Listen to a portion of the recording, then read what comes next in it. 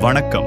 மருதம் மலர்கள் YouTube channel பார்வையாளர்களே, இன்று நாம் காணப்போகிறோம் சிவபெருமானுக்கு செய்யப்படும் அன்னாபிஷேகம் என்ற அபிஷேகத்தின் அரிய மகிமையை. அன்னம் என்பது உணவாக மட்டுமல்ல, அது உயிரின் ஆதாரம், பரிபூரண அர்ப்பணிப்பு. அன்னாபிஷேகம் என்ன?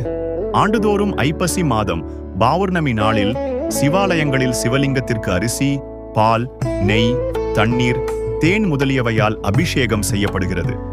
அதுதான் அன்னாபிஷேகம் என்று அழைக்கப்படுகிறது. அது உடல் பசியை அடக்குவது போலவே உயிரின் பசியான கருணையை நிறைவேற்றும் அபிஷேகம்.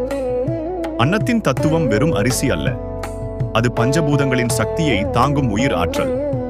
சிவலிங்கத்தின் மீது அன்னம் ஊற்றும் போது நமது உள்ளங்கையில் இருந்த அகங்காரம் கரைந்து போகிறது. அன்னம் அன்பின் வடிவம், அதனால் அதை கொண்டு சிவனை ஆராதிப்பது அன்பின் உச்சமாக கருதப்படுகிறது. அன்னாபிஷேகத்தின் பலன்கள்: பாவங்கள் கரைகின்றன, குடும்பத்தில் அமைதி நிலைகிறது, உணவு பற்றிய குறைபாடு நீங்கும், மனநிறைவு மற்றும் கருணை வளம் பெருகும்.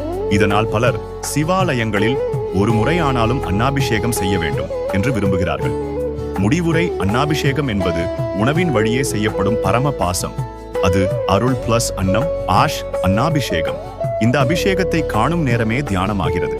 ஓம் நம சிவாய. இந்த வீடியோ பிடித்திருந்தால் மருதம் மலர்கள் யூடியூப் சேனலை சப்ஸ்கிரைப் செய்யுங்கள். சிவபெருமானின் அருள்